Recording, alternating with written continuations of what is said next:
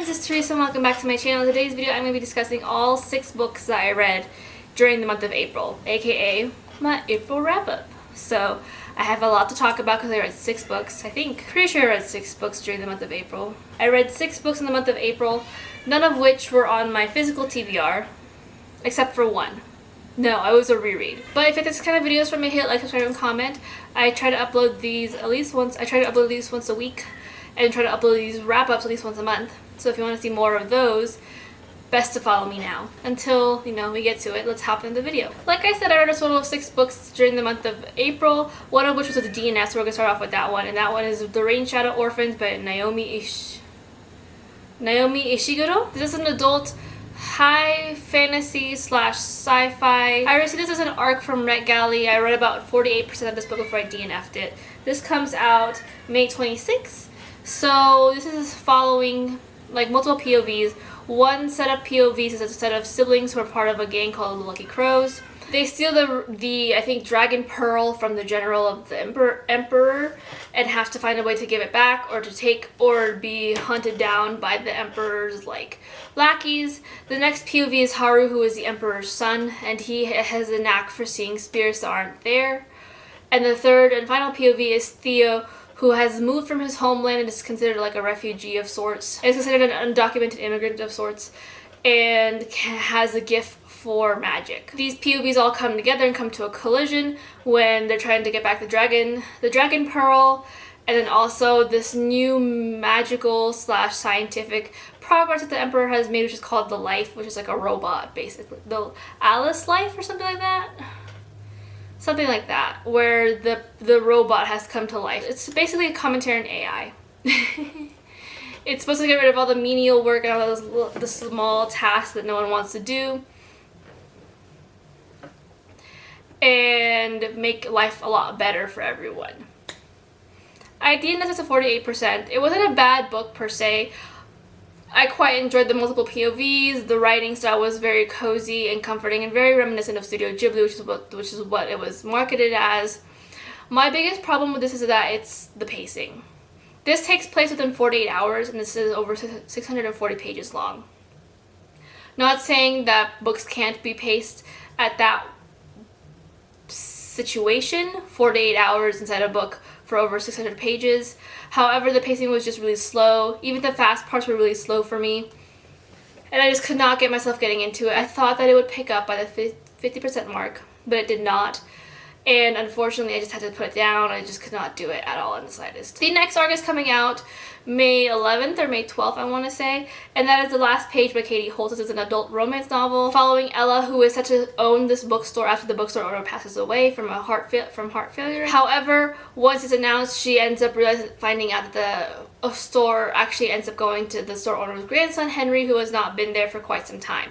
Now heads butt as he tries to run the store a certain way, and Henry wants to learn more about the store and also trying to make some changes to be able to save the store as the store is falling apart. Or as the store is failing, I should say. I give this a 5 out of 5 stars. It was such a surprising read. I wasn't expecting to love it as much, but I couldn't put the book down. I think the characters were very fun. There was a lot of good chemistry there. I am planning a full-length review of this book when it comes out, so keep a lookout for that. So I'm not going to go too much in depth, just that it was a fun book. Chemistry between the characters was good. Writing was great. The next book is one that I read on ebook, and that is Behind the Net by Stephanie Archer. This is an adult hockey romance novel following Pippa, who is now becoming the live-in assistant for a big hockey player, Jamie Stratton, I think his name is.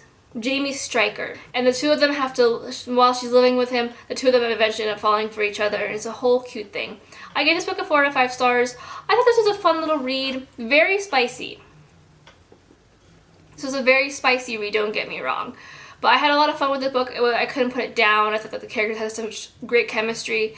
I thought that Jamie is a good love interest to bounce off of Pippa, and they really just bounced off of each other really nicely. There wasn't a miscommunication third act breakup that happened, which was really nice and refreshing to see and read about, just to see a couple just kind of go through everything step by step together and not have to break up in the middle of it, which was really nice. I think that my biggest thing with this and why I knocked it down to 4 out of 5 stars instead of the full 5 was that I just felt like it was missing something. I don't know what that something was, but I felt like it was just missing something in the book that I wanted more from. Moving on to the only physical book I read, and that is City of Fallen Angels by Cassandra Clare. This is a YA paranormal romance following Clary Frey, who finds out that she's not human, but actually a species of shadow hunters who are half human, half angel, who are destined to fight demons and protect the world from evil. This is the 4th book in the series of 6, and the 1st book in the 2nd trilogy of the original series.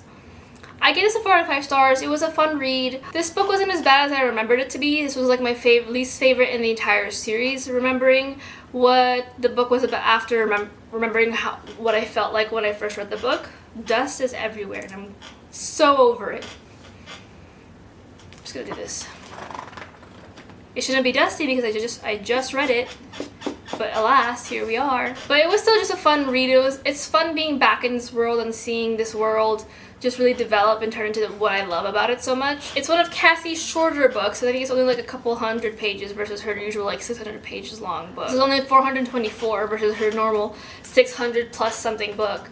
But I just really enjoyed this book so much. It was a lot of fun being back in this world, like I said before, and just a lot of like memories from first reading this book and to now, and remembering so much of what I've forgotten about while reading this series. The reason why I gave it the 4 instead of the 5 stars, even though I enjoyed being back in this world and being how fun it was that I just really disliked the angst that was in here.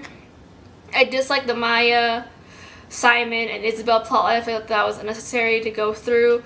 And I also just like the whole Jace being like, oh my god, I can't be around Clary anymore. But I love Clary so much, and Clary thinks she's breaking up with me, or Clary wants to break up with me because I am pushing her away, as rightfully so. It was just a bit of an annoying plotline that could have been solved in like 5 minutes.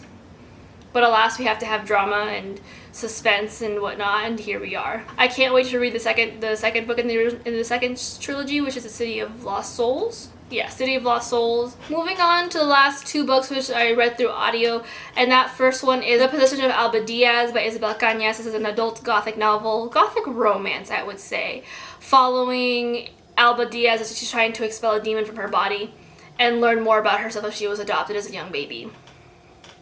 I gave this a 4 out of 5 stars.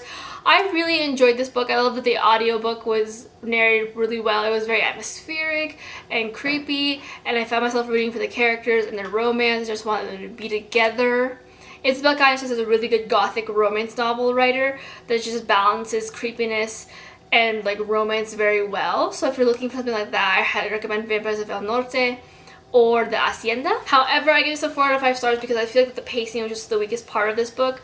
It dragged on, and I really wanted it to be a little bit more faster paced. I think out of the 3 that I've read from her before, The Hacienda is probably my favorite out of the 3, with Vampires of El Norte as a close second. But yeah, I highly recommend this book if you haven't read it yet. It's so creepy and atmospheric, and who doesn't want a man who will fight heaven and hell to get a demon out of your body? Like, who does not want that? Because I would want that. And finally, the last book I read is A Girl Within a Girl Within a Girl by Nanda Reddy. This is an adult contemporary fiction novel following Maya, who is like an all-around American woman. She has 2 sons and a beautiful husband that she loves very much. That is until one day her husband drops off a letter and with a question, who is Sunny, and she's brought back to her time in Guyana. And her time having been brought over to the States as an illegal immigrant. Yeah, illegal immigrant is probably the better term for this because she was like snuck over with a false identity, and all of her times leading up to how she ended up becoming the person she is now and marrying her husband and all the secrets she's kept hidden. I gave this a 5 out of 5 stars. This was beautifully written. I would also just let you all know to let's check the trigger warnings because there's a lot of trigger warnings in this book. Sexual assault for one, drug and alcohol abuse for another, so just keep an eye out for those trigger warnings and take a look at those before you get into this book. But this book was just beautifully written. Hands down, probably one of my favorites of 2026. I think it was beautifully written. It was so heartbreaking to see Maya go through all these things, to see Sunny go through all of these things. And I just loved seeing the resilience of this character and just the heartbreak of how much she had to go through and everything in between. And I just wanted to see this character become light again and have to enjoy her life once more. But it was just a good time. I think it was a lot of good time, like in a sense that it was a beautiful, like lighthearted read. It was a very heavy and a very dark and kind of disturbing read. It's a very heavy read for sure. But I highly recommend it if you have not read it yet. It's just a good book. It has a lot of good themes and just all around well written. But that is it for my April wrap up. If you wanted to read more, or if you want to see more of what I read throughout the month, let me know in the comments down below. I do want to bring vlogs back, but I just don't know how, so we'll see about that. But until next time, hit like, subscribe, and comment, and I'll talk to you guys in my next video. Bye!